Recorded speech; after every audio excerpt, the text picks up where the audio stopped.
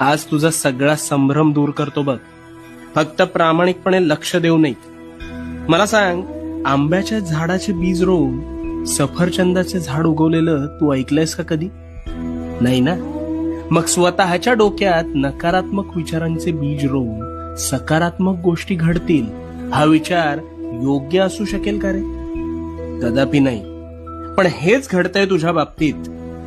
तू एखाद्या गोष्टीचा आरंभ संकल्प करून मोठ्या दिमाखात करतोस, पण काहीच दिवसात अपेक्षित यश मिळत नाही, म्हणून नकारात्मक विचारांचं तोरण आधीच मनात बांधायला सुरू करतोस.